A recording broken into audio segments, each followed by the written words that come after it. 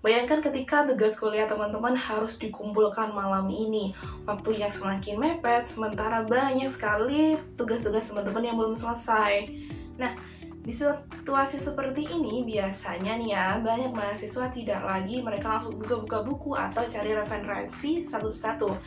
Mereka akan hanya membuka aplikasi atau membuka AI dan mengetikkan semua pertanyaan yang dibutuhkan ke dalamnya. Nah, hanya dengan beberapa detik, berbagai informasi, penjelasan, bahkan ide bisa langsung muncul di layar teman-teman. Nah, kehadiran AI ini memang membuat proses belajar ini menjadi lebih cepat dan lebih efisien. Namun, apakah teknologi ini tuh benar-benar membantu mahasiswa belajar atau membuat mahasiswa itu hanya semakin bergantung pada jawaban instannya dari AI aja ya? Nah, itu yang akan kita bahas dalam reportase edukasi kali ini.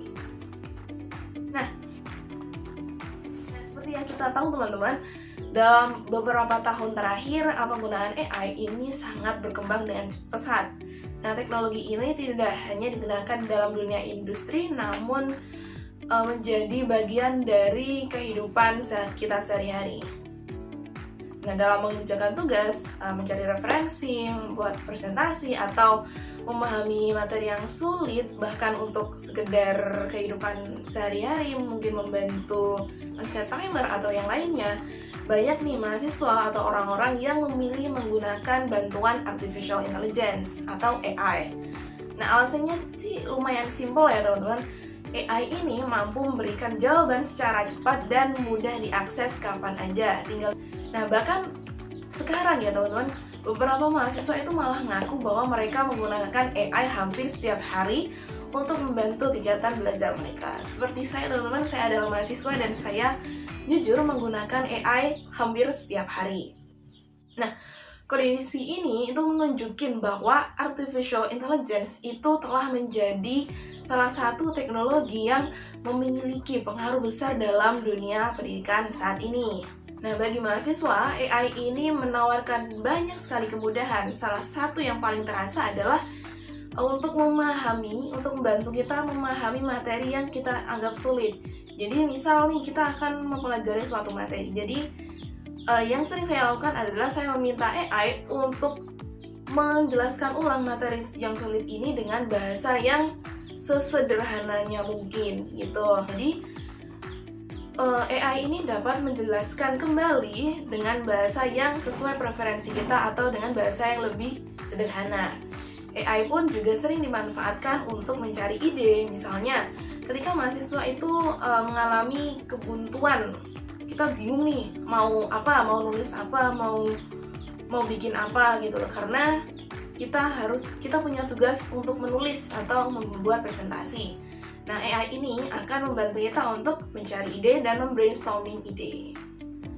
Nah, selain itu, AI atau teknologi ini tuh dapat bantu kita untuk merangkum informasi. Jadi, teman-teman ketika punya referensi yang banyak banget bejibun gitu, daripada teman-teman harus bacain satu persatu yang halamannya bisa beratus-ratusan atau beribu-ribuan, teman-teman bisa nih upload ke AI dan bilang, ini singkatnya apa ya? Aku males baca nih. Nah, nanti AI biasanya bisa memberikan rangkuman tentang informasi yang teman-teman sampaikan tadi.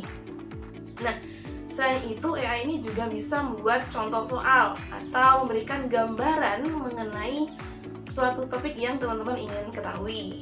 Kecepatan itu menjadi keunggulan utama AI. Nah, proses yang biasanya itu memerlukan waktu lama, kini dapat dilakukan hanya dengan beberapa menit saja, teman-teman. Karena demikianlah, mahasiswa mulai menganggap AI sebagai teman belajar yang praktis dan mudah diandalkan.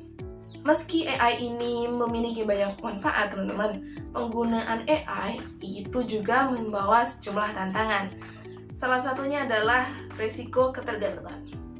Ketika jawaban kita peroleh dengan sangat mudah, sebagian mahasiswa mungkin tergoda kayak untuk langsung menggunakan hasil yang diberikan tanpa memahami isinya terlebih dahulu. Jadi apa yang ada dalam AI ini biasanya langsung dikupas langsung ke tugas mereka.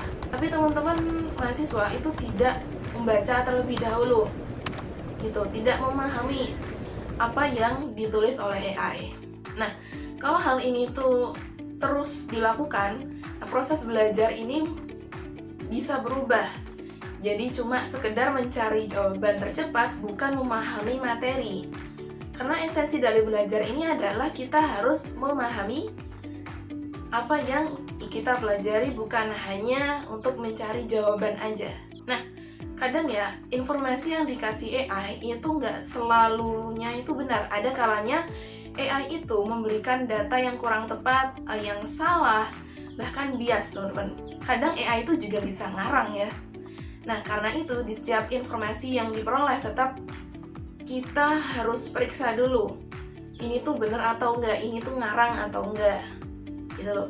Tanpa adanya sikap kritis dari kita atau dari mahasiswa, kemudahan yang diberikan oleh AI itu justru menjadi masalah dalam proses belajar itu sendiri. AI seharusnya digunakan sebagai alat bantu belajar, bukan sebagai sesuatu yang menggantikan kita belajar. Teknologi yang dapat mencari informasi, menjelaskan materi, memberikan ide, namun hakikatnya proses memahami, menganalisis, dan mengambil keputusan itu tetap dilakukan oleh pengguna, manusia, dan mahasiswa seperti kita.